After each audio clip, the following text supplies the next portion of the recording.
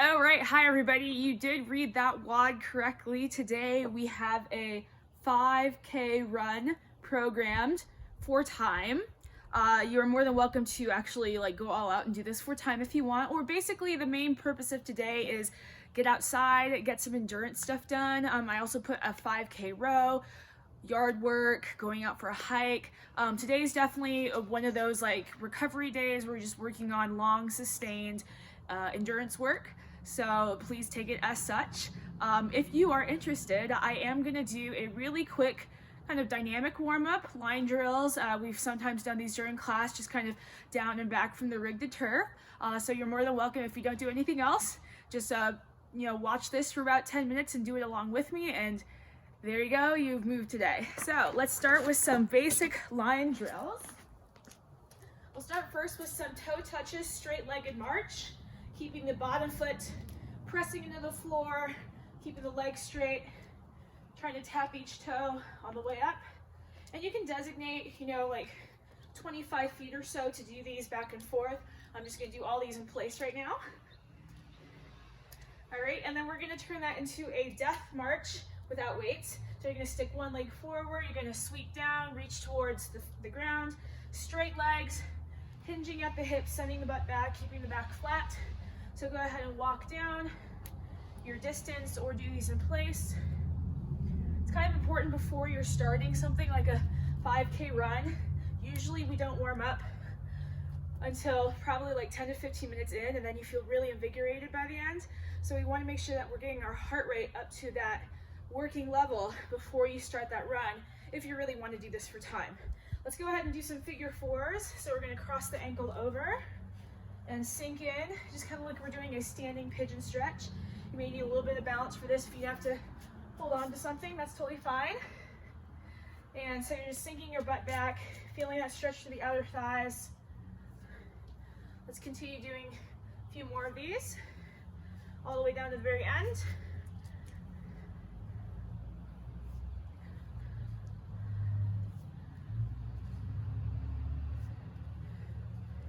All right, let's go ahead and move into some high knee tuck, so hugging the knee in, coming up on the toe, balancing for just a moment, feeling that stretch underneath the thighs here.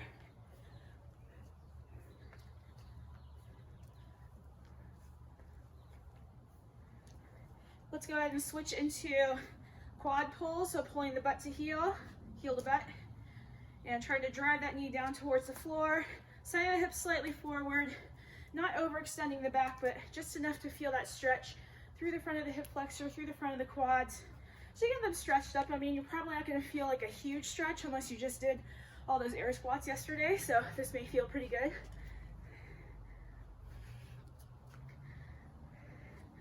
All right, let's go ahead and do some over the hurdle. So you're gonna start sideways and go over the hurdle and then follow with the other leg. So probably get about 10 or so going outwards, and then you're gonna turn and face the other direction. I'll do that here in just a moment with you, where we're gonna then go over the opposite hurdle.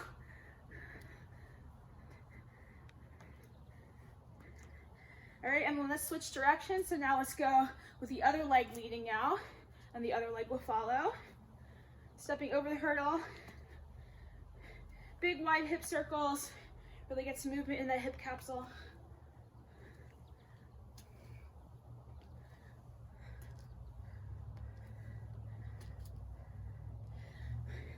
All right, and just because we went over the hurdle, we're gonna go under the hurdle. So you're gonna stick the leg out. You're gonna swoop under, so lean into the back leg. You're gonna swoop into the leading leg, and then step through, stick the leg out. Go into the back leg first, so send your hips back, go low, under the hurdle. You can do a couple in one direction, and if you went out of room, I'm running out of room, so I'm just gonna go back in the other direction, but let's go ahead and do these about 8 times per side.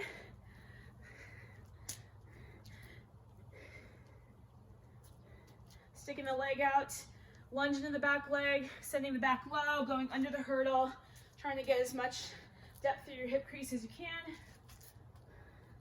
Again, I'm changing direction here just because I have a porch and I don't really have too much room here to play with.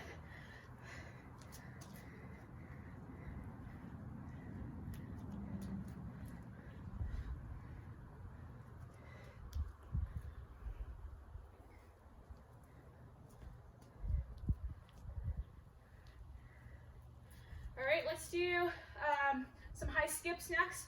So we're gonna skip and reach up. You can go all the way down, so we're just going for height.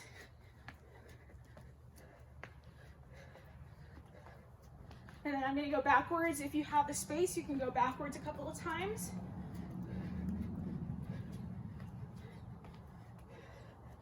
All right, let's go ahead and move into a couple more dynamic things.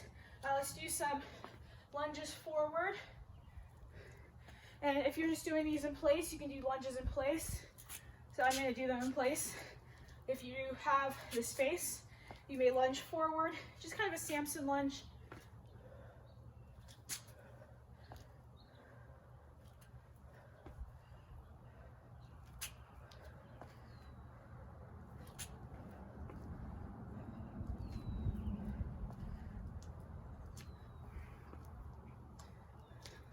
All right, we're gonna do kind of these weird like sideways hops. I don't know what you call them, but you're gonna hop, replace the foot, and then hop that leg back out to the side. So go ahead and travel down or do these in place with me. It's kind of like the dancing in the rain, singing in the rain kind of thing.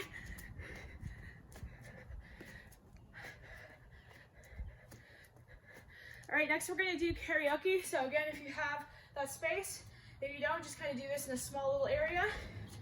Twisting the hips forward and back, grapevining. I'm gonna do these in place again. Just getting some more movement through the feet, through the hips.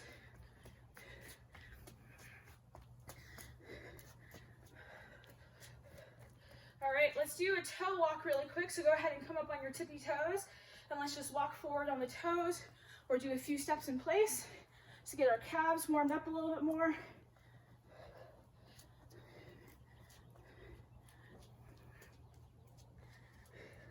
All right, let's switch to our heels. So now toes up, heels on the ground, and walking with the, just on the heels. Maybe a little stretch through the back of the shins or the calves. All right, you're gonna like this next one. We're gonna do feet out. So you're gonna turn your feet out, and you're gonna walk with your feet out for a bit. A few steps forward, a few steps back, or going your distance that you need to go. Feet out.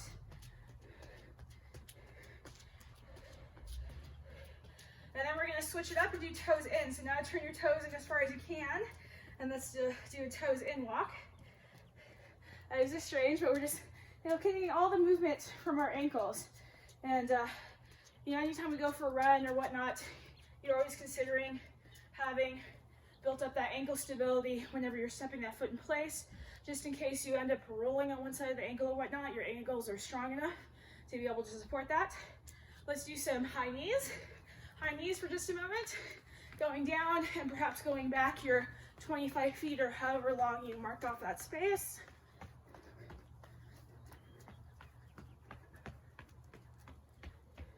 And then you probably know what's next, butt kicks. Let's do some butt kicks, down and back.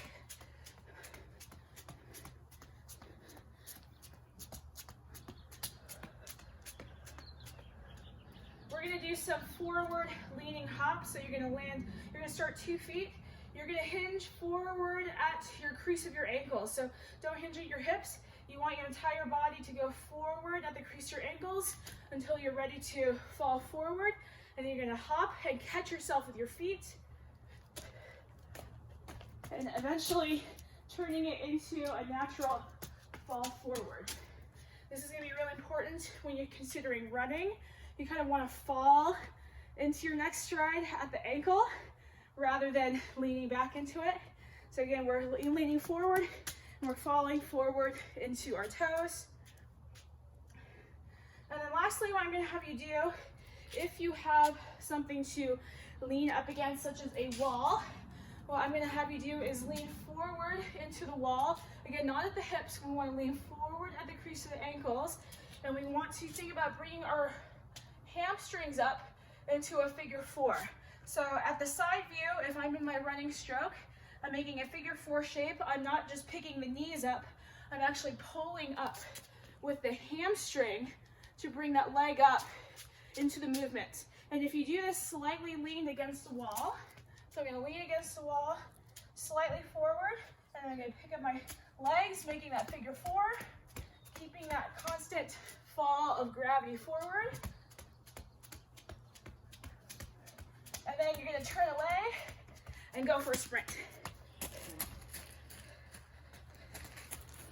So you can do that drill a couple times to get the feel of like having that lean forward. You're falling into your next step. You're using your hamstrings to also go on the run.